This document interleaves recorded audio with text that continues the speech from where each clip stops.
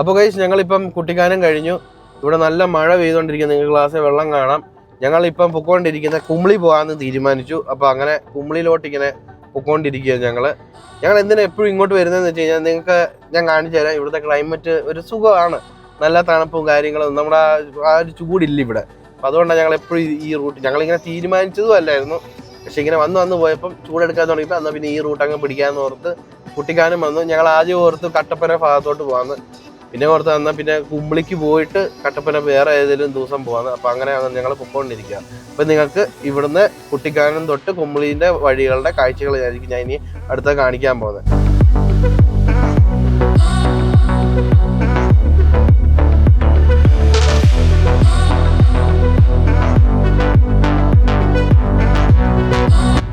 Guys, ഇത് നിങ്ങൾ കാണുന്ന മൊത്തം തേയിലത്തോട്ടങ്ങളാണ്. കുമ്പളി പോകുന്ന വഴിക്കാണ്. എന്തോ രസമല്ലേ ഈ മല ഫുള്ള് ഇങ്ങനെ ഇരിക്കുന്ന കണ്ടോ, നിങ്ങളിത് കണ്ടോ, അടിപൊളി ഒരു വ്യൂ അല്ലേ ഗൈസ്. ഇപ്പം നമ്മൾ വന്ന് കുമളി ടൗണിൽ എത്തിയിട്ടുണ്ട്. അപ്പോൾ ഞാൻ നിങ്ങളെ ടൗണിൻ്റെ കാഴ്ചകൾ കാണിക്കാം. ഗൈസ്, ഇതാണ് കുമളി ടൗണ്. ഇത് നമുക്ക് നമ്മുടെ ഇവിടുന്ന് ഏറ്റവും പെട്ടെന്ന് തമിഴ്നാട് എത്താനുള്ള ഒരു ബോർഡറാണ്. ഇവിടുന്ന് കുറച്ച് അങ്ങോട്ട് പോയി കഴിഞ്ഞാൽ ബോർഡർ എത്തും. പിന്നെ അവിടെ നിന്ന് നമ്മൾ തമിഴ്നാട്ടിലോട്ട് കയറും. പിന്നെ ലോവർ ക്യാമ്പ് എന്ന് പറഞ്ഞ സ്ഥലമുണ്ട്.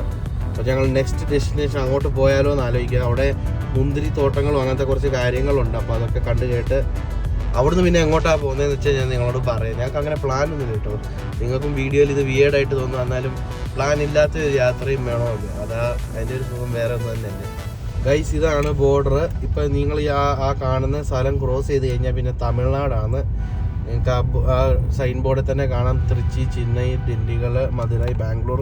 ഞങ്ങൾ ബാംഗ്ലൂർ പോകുന്ന റൂട്ടും ഇത് തന്നെയാണ്.